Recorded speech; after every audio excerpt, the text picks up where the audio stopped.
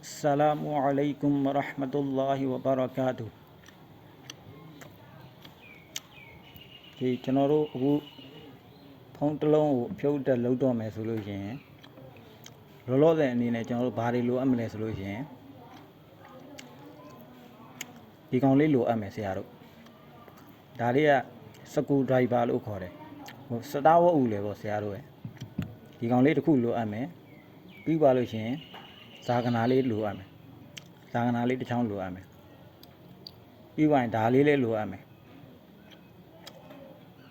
ဒါတွေကတော့နောက်ပိုင်းဟိုကျွန်တော်တို့စကေးတစ်ခုရသွားရင်တော့ဘာနဲ့ပဲဖွင့်အဆင်ပြေသွားပြီအဓိကလိုအပ်မှာတော့ဒါပဲနောက်ကျွန်တော်တို့ဖုံးမော်တဲ့အမြင့်နေမှာနောက်ဖုံးခွာတော့မယ်ဆိုလို့ရှိရင်လည်းဒီကောင်လေးလည်းမရှိမဖြစ်လိုအပ်တယ်ဒီကောင်လေးမသုံးရင်ဘူးဆိုလို့ရှိရင်လည်းအလွယ်ကျွန်တော်တို့ဒီဟိုဟာတွေပေါ့တချို့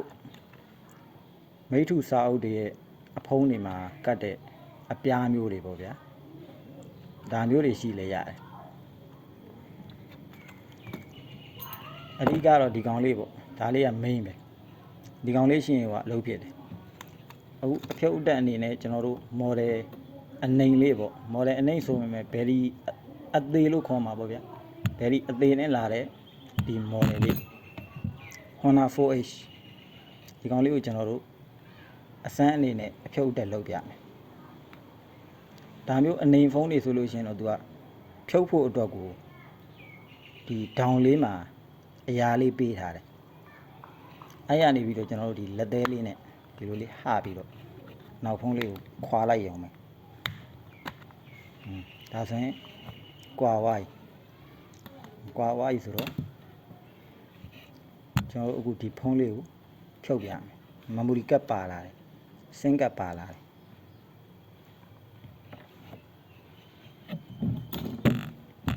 ဒါကတော့ဒီလောက်အရေးကြီးတဲ့ကဏ္ဍမဟုတ်တော့တိတ်ခေါင်းနဲ့ထည့်ရမလို့ဒီကောင်လေးထုတ်လိုက်မယ်သူကဒီနောက်ဖုံးအောက်မှာဆိုလို့ရှိရင်ဒီမှာအပေါက်ကလေးတွေတွေ့လားမသိဒီမှာဒါကတော့ကျွန်တော်ကြိုပြီးတော့ဖြုတ်ထားလိုက်တာအချိန်လေးကြာသွားမှာဆိုလို့နတ်လို့ခေါ်တာပေါ့မူလီဒီတပြင်းလုံးမှာပါတယ်အဓိကကျွန်တော်တို့အဲ့မူလီတွေကိုဖြုတ်ထုံးမှာဒီတပြင်းလုံးမှာမူလီလေးတွေပါတယ်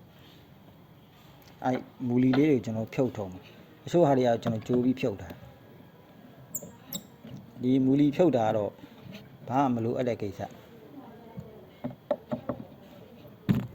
ဘယ်နဲ့ပဲမဆိုကျွန်တော်တို့ကမရင်းပြီးသေးဘူးဆိုလို့ရှိရင်တော့တူကိုဟိုမလုံရဲကြဘူးအဓိကလုံရဲသွားအောင်လုံတက်သွားအောင်ကျွန်တော်ကပြပေးမယ်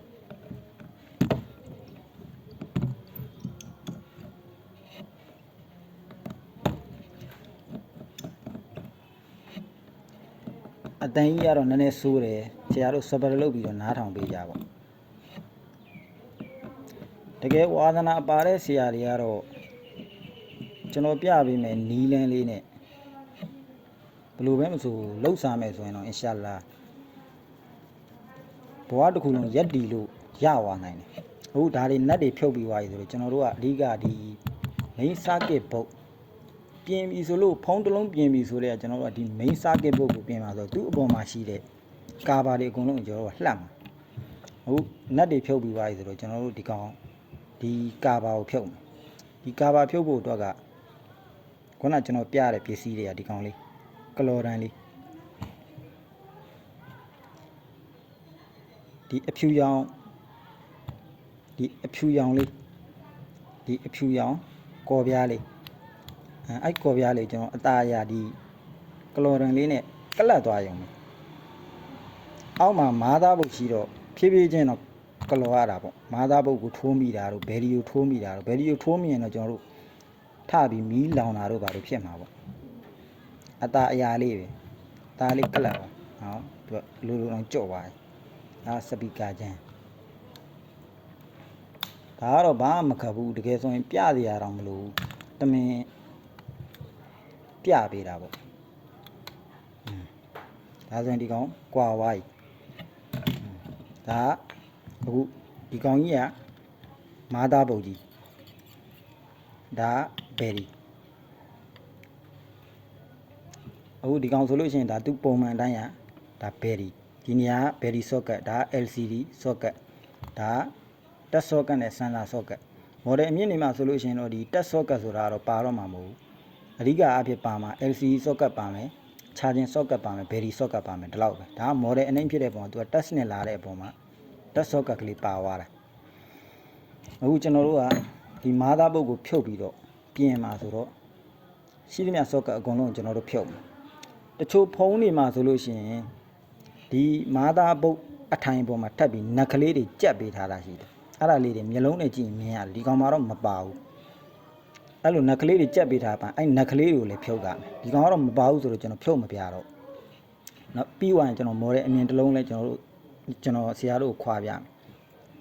အခုဒီကောင်ဆိုလို့ရှိရင်ဒါ battery socket တချို့ကတော့ဒီဇာကနာနဲ့ဒီလိုလေးအตาအရာလေး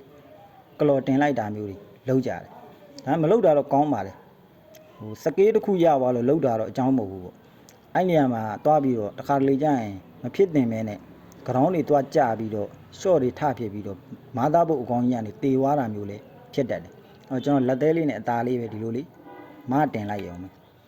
ဒါ battery socket ဖြုတ်ပြီးသွားပြီပြီးရင်ဒီ LCD socket ကလေးဒါလေးအตาအရာပဲပြီးရင်ဒီကောင်လေးဆိုလို့ရှိရင်လေ sensor socket နဲ့ touch socket ဒီကောင်လေးဖြုတ်မှရမယ်လို့ဆရာတော့မဖြုတ်ဘူးဆိုလို့ရှိရင်တော့ဒီကောင်ကမာသားပုတ်ကိုမားလိုက်တဲ့အခါအခက်မသိရင်ဒီ socket ကြိုးကြီးတွေပြတ်သွားတာတို့ဘာလို့မဖြစ်တင်တာတွေဖြစ်ကုန်သွားမှာဟိုဒီကောင်လေးဆိုလေအตาလေးနောက်ကိုအตาလေးဆုပ်လိုက်ဒီကောင်လေးဆိုရင်လေအตาလေးဒီလိုလေးဆုပ်လိုက်အဲ့ဒါဆိုရသွားပြီဆိုတော့ကျွန်တော်တို့ကဒီမာသားပုတ်ကိုဖြုတ်မယ်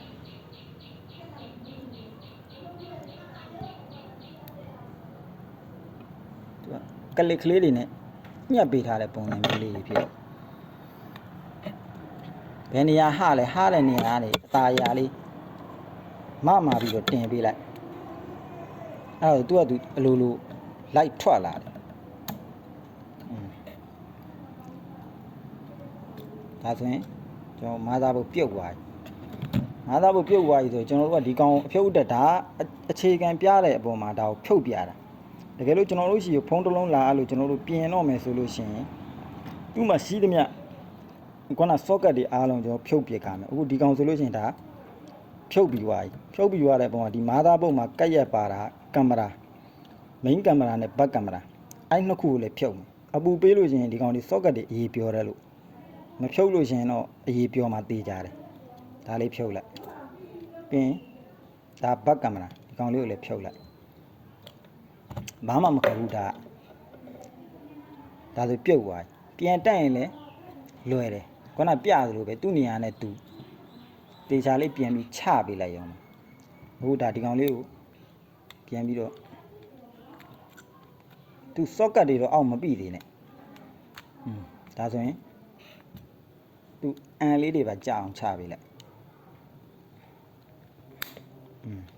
ဒါဆိုရင်ဒါတက်ပြီးသွားပြီဆို socket တွေပြန်ပြီးဖိချလိုက်ဒါဆိုပြီးပြီပြန်တက်တာဟိုကင်မရာတွေတော့တက်မပြတော့ဘူးပြန်အောင်ရင်တော့ကင်မရာတွေပါပြန်ပြီးတက်ပေးရပြီးရင်ခုနကျွန်တော်တို့ဖြုတ်ခဲ့တဲ့အတိုင်းအစင်လိုက်အကုန်လုံးပြန်ပြီးတော့အုပ်ဒါပဲမခက်ဘူး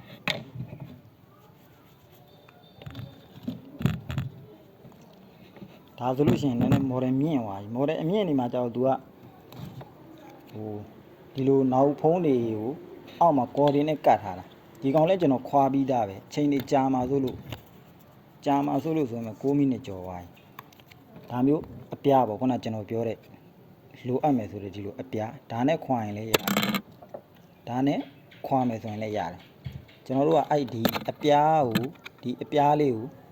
ဒီကာဘာရဲ့အောက်မှာအตาရဒီလိုလေးထည့်ပြီးတော့အမှရှိတဲ့ကော်လေးကိုဒီလိုဆွဲပြီးတော့ဖြတ်ပလိုက်တာပေါ့ဒီလိုဒါကတော့ခွာပြီးသားမလို့လွဲနေတာ original ကော်လေးဆိုရင်တော့မာတယ်နည်းနည်းဟိုဖိပြီးဆွဲရတယ်တအားကြီးတော့ဖိဆွဲရမလို့ဟိုပျက်ပျော်လေးနဲ့ဆွဲကျင်တယ်ဆိုရင်တော့ကျွန်တော်တို့ဂန်းသုံးပြီးတော့အပူပေးပြီးတော့ဒီလို white ပြီးတော့အပူပေးပြီးတော့ ဒီကောင်လေးနဲ့တာလေးဒီလိုပတ်လဲပေါ့ဒီလိုဖြည်းဖြည်းချင်းဒီလိုလေးပတ်လဲပတ်လဲလေးဆွဲသွားပြီးတော့ခွာယုံပဲကွာပြီဆိုလို့ချင်း तू ဟသွားပြီအဲ့ဒါဆိုရင်အဲ့ဒါတော့ကတ်နေဒါဆိုရင်ရပြီဆိုကျွန်တော်တို့ဒီမှာအဓိက तू ကဒီနေရာတွေမှာကော်တွေပေးထားတာအဲ့ကော်တွေကျွန်တော်တို့ကခွာထုတ်ကြတာပေါ့ဒီပတ်လဲမကော်တွေ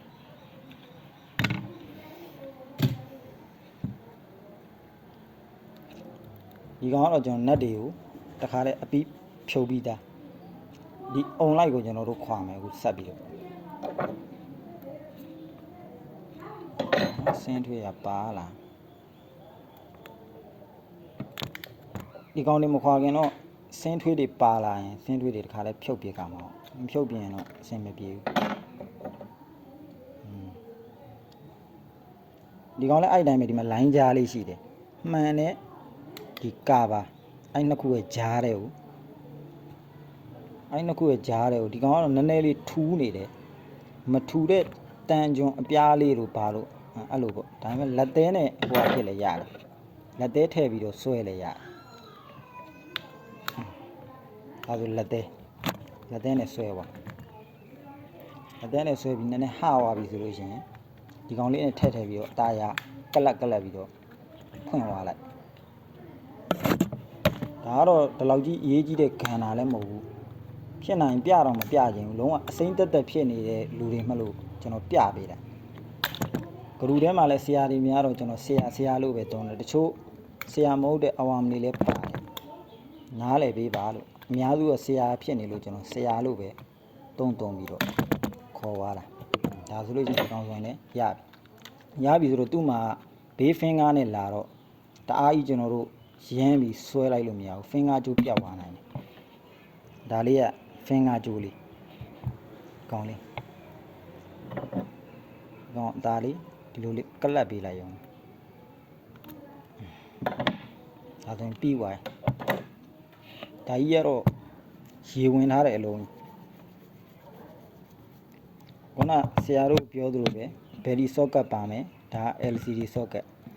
သူကတော့အမှုထူသွားတာတော့ဒီမှာ charging socket ကဒီအောက်မှာဒါကတော့မဖြုတ်လဲရတယ်အဓိကဒီမာသာပုတ်အဖြုတ်အတက်ကိုပဲပြနေတာဆိုတော့ဒါလေးပဲကျွန်တော်ဖြုတ်ပြရမယ် battery socket ကလေးဒါအသားရလေးမတင်လိုက်ရုံဒီကောင်လဲနှက်ဆွဲထားတာမပေါ့ဒါဆိုရပြီဟိုကတော့တော်တော်လေးအဆင်ပြေတတ်ဒါဆိုမာသာပုတ်ထွက်သွားပြန်တက်ရင်လေခုနကျွန်တော်ပြောသလိုပဲသူ့နေရာနဲ့သူအသားရလေးဒီ socket တွေကိုအောက်ကိုမပြအောင်ဒီလိုလေးပြန်ထည့်ပြီးတော့ဖိချလိုက်အောင်အဲဒီ socket တက်ဒါဆိုလေ socket ပဲဒီ socket တက်ပြီးပါဒါကတော့အရေးမကြီးဘူးပေါ့အရေးကြီးတာကတော့အာသွင်းကောင်းပိုင်းလည်းဒီလောက်အရေးမကြီးသေးဘူးအရေးကြီးတာကတော့ဖုန်းတစ်လုံးပါဝါမလာတော့ဘူး no power ဖြစ်သွားပြီဆိုလို့ရှိရင်အဲ no power ဘာကြောင့်ဖြစ်တာလဲကျွန်တော်တို့လိုက်တာအရေးကြီးမယ်ဒီလောက်ပဲခုနကျွန်တော်တို့ဖြုတ်ခဲ့တဲ့အတိုင်းပဲအစင်လိုက်အားလုံးသူ့ဟာသူပြန်ပြီးတော့နေရာချပြီးတော့ပြန်တက်ပေးလိုက်ရုံဒါကတော့ပြင်တဲ့အဆင်တော့မရောက်သေးဘူးဖြုတ်တဲ့အခြေခံသဘောတရားပေါ့တကယ်လို့ကျွန်တော်တို့ကဖုံးလောက်တာတိတ်မကြသေးရင်တော့တူကိုရင်းနှီးမှုမရှိသေးတဲ့အပေါ်မှာဘယ်ဖုံးကိုဘယ်လိုဖြုတ်ကြမလဲဆိုတာတော့သိမှာမဟုတ်ဘူးကျွန်တော်တို့လည်းစလောက်ခါသားဒီတိုင်းပဲအဲ့တော့ကျွန်တော်တို့ဖုံးတစ်လုံးလာအပ်တယ်ဆိုပါစို့ဥပမာဆရာတို့တွေကကင်ထားတဲ့ဖုံးမော်ဒယ်ကိုသိတယ်ဆိုလို့ရှိရင်အဲ့ဖုံးကိုဘယ်လိုဖြုတ်ကြလဲဆရာတို့သိကျင်တယ်ဆိုလို့ရှိရင် Google မှာ TEAR down TEAR down အရှိက model ခံလိုက်ဥပမာ Redmi 9 ကင်ထားတယ်ဆိုလို့ရှိရင် Redmi 9လို့ရိုက်လိုက်ပြီးသွားရင် TEAR down TEAR down လို့ရိုက်လိုက်လို့ရှိရင် Google မှာဘယ်ဖုန်း model နာမည်ကိုထိတ်မှထားပြီးတော့ရိုက်လိုက်လဲအဲ့ဖုန်း model ကိုအဖြုတ်အတက်အစားဆုံးဆရာတို့ချပေးလိမ့်မယ် အမှဝင်ပြီးလေ့လာလို့ရတယ်ဒါကတော့အလွယ်ဆုံးနည်းပေါ့ဖုန်းတိုင်းကတော့တစ်လုံးနဲ့တစ်လုံးခွာတဲ့ပုံမတူတချို့ Samsung ဖုန်းတွေဆိုလို့ရှိရင်မှန်အောင်အရင်ခွာပြီးမှခုနလိုကျွန်တော်ဖြုတ်သလိုနက်တွေဖြုတ်ပြီးမှဒီ motherboard ကိုထုတ်ကြတဲ့ဖုန်း model မျိုးတွေလည်းလာတယ်အဲ့တော့ Tier down Redmi 9ဥပမာ Redmi 9ဆိုလို့ရှိရင် Redmi 9 Tier down လို့ရိုက်ချလိုက် Redmi 9ကိုဖြုတ်တဲ့ပုံစံကျလာလိမ့်မယ်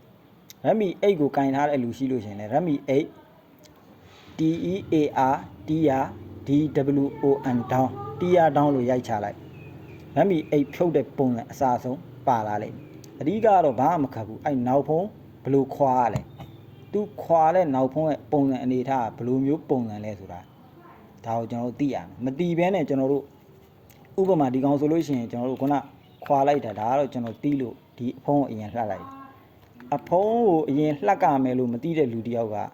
ဒီကနေနင်းကန်ပြီးတော့ထိုးပြီးခွာနေမယ်ဆိုလို့ရှိရင်ဒီကာဘာတွေပျက်စီးသွားလိမ့်မယ်အဲ့တော့မခွာခင်ကျွန်တော်တို့ခွာဖို့အတွက်ဘယ်လိုခွာမလဲမသိဘူးဆိုရင်ခုနကျွန်တော်ပြောတဲ့နီးတိုင်း Tier down ဖုန်း model ကိုအရင်ရှေ့မှာခံလိုက်ပြီးရင် Redmi 9 ဥပမာ Redmi 9 Tier down လို့ရိုက်ချလိုက် auto ကျလာလိမ့်မယ်အမှဝင်ပြီးတစ်ချက်လေ့လာပြီးသွားရင်လုပ်စရာရှိတာဆက်လုပ်ရုံပဲကြာမှာအဆိုးလို့ဆိုပြီးတော့နက်တွေတောင်ကြိုဖြုတ်ထားတာ16မိနစ်ရှိပါတယ်အင်ရှာလာအကျိုးရှိမယ်လို့တော့မျှော်လင့်ပါတယ်လာရှင်ကျွန်တော်ရဲ့ဒီလုပ်ငန်းကိုအထူးပဲလက်ခံကပူပြုတော်မူပါလေလာရောက်တင်ကြားနေတဲ့ဆရာတွေရဲ့တင်ကြားမှုတချို့အကိုတွေညီတွေရဲ့တင်ကြားမှုကိုလည်းအလားရှင်အထူးပဲလက်ခံကပူပြုတော်မူပါစေဟာလာရိုစီရှာဖွေပြီးတော့လဲဒေတပန်သက်ဆုံးအသက်မွေးဝမ်းအကြောင်းပြုနိုင်ဆန်တော်ဖီဆန်အလားရှင်ရှင်းပြပေးသနာတော်မူပါစေအာမင်